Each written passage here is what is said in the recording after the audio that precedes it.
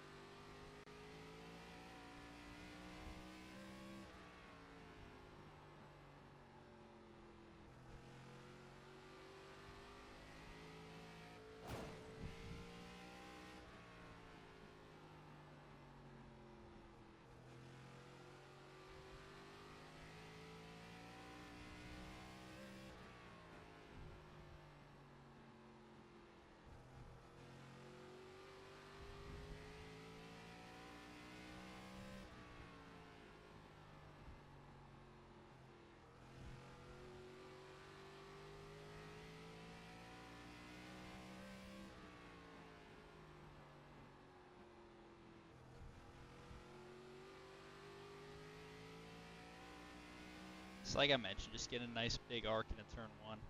Got to brake fairly early, give it a good decent bit of wheel, come off a little bit lower, nice and smooth on the throttle. 3 and 4, you'll see it's pretty bumpy through the center of the corner there. I got up a little bit too high, and you kind of just slide up. But decent bit of braking input, decent bit of wheel input in the center of the corner. is pretty loose off. It is a little free in as well. And a little bit too comfortable in entry. Still got to be probably a little bit lower than that.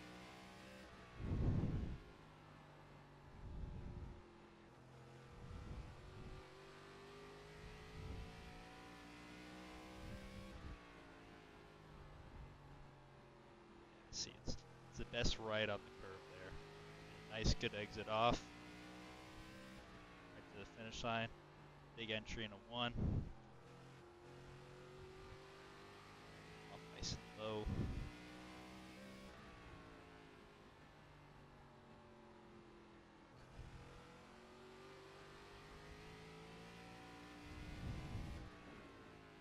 Yeah, that's pretty much it. Like I said, there's going to be a fair bit of tire wear here at North Wilkesboro. And I'm sure it's a longer race. It's probably around 50, 60 laps. So definitely going to be a fair bit of fall off. Definitely going to be something to watch out for, just buying your time at the start. Good thing about North Wilkesboro is that both lanes are really good. So you can make the outside work and make passes on the inside too. So should be a lot of fun.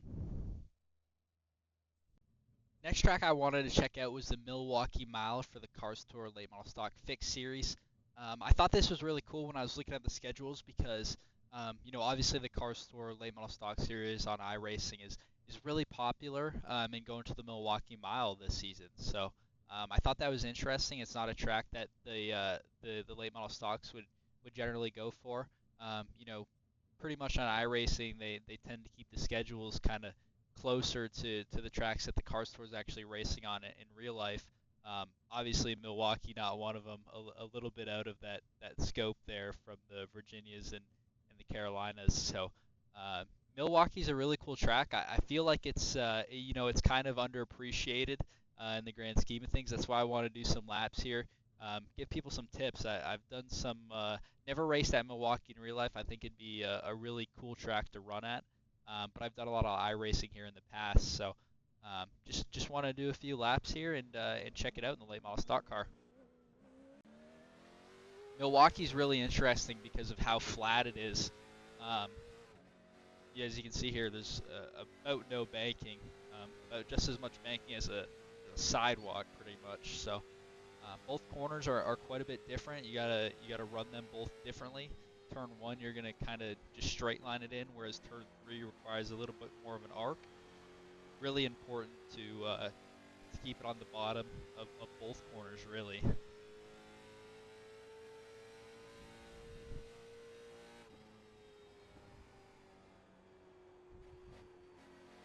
Yeah, but as I mentioned, just nice straight entry into turn 1. Probably a little too high on exit right there. Fixed setup is a little bit tighter.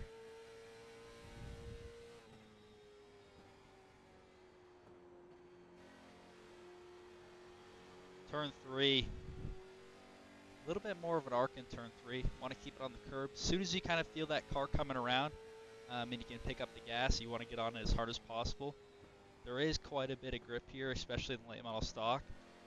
Now you can use those curbs, even getting your left sides up on the apron there in turn 1 to really help turn the car. Just de-wedges it a little bit.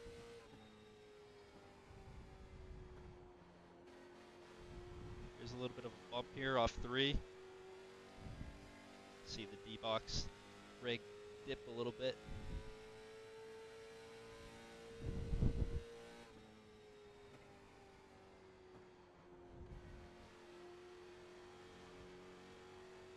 A really good corner right there. Just being nice and low all the way through 1 and 2.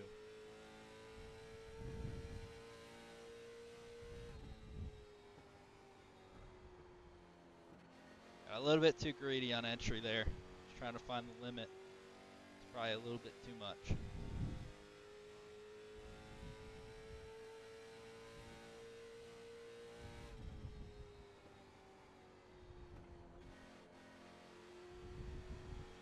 Kind of as soon as you feel the car turn, like I mentioned, just on the gas as hard as possible. It seems like the setup is definitely on the tighter side, so it's got a lot of bite off the corner. Foggy day here in Milwaukee. I clicked test drive on the official schedule, so looks like it's going to be a little bit foggy the day of the race when the late model stock series comes here. Late model stock series comes here next week.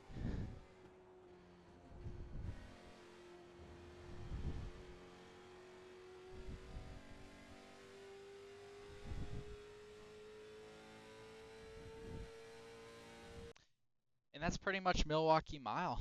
Um, like I said, it is a really cool track. It does make for some good racing. I'm sure there's actually going to be a little bit of drafting in the late model stock cars here, so it should be a lot of fun. The racing should be good.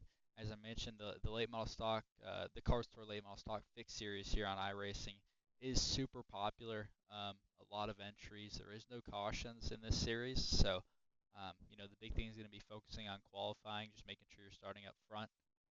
Milwaukee doesn't usually seem to wear tires that much.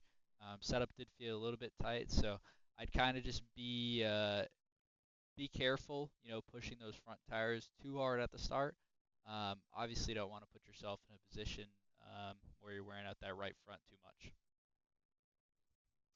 Anyways, that's pretty much going to do it, guys, for iRacing 2025 Season 2. I'm super excited to do some racing this season with my D-Box G5 haptic system on my advanced sim racing rig. Um, I'm definitely going to be looking at doing a lot of Cars Tour late model stock racing on iRacing, as well as some B Open, and definitely the ARCA series as well. Looking to do some more ARCA racing in real life this season. Obviously, all going to be at tracks that I've probably never been at, so really going to depend on iRacing as a tool to be prepared for these upcoming races. Pretty much what I relied on prior to my Phoenix debut a couple weeks ago in the ARCA series, and definitely helped a lot with the new ARCA car on iRacing. It's definitely going to be a bigger tool. The D-Box G5 system just really allows me to feel every bump, curb on the track as well. So if you want to feel that same thing, definitely check out equipping your rig with the D-Box system. Thanks, guys. Appreciate you all tuning in. Come back in 2 months to check out the next season preview. Don't forget to share with me some of your lap times and also some feedback on what you think of iRacing Seasons 2 build. Happy racing, guys, and good luck.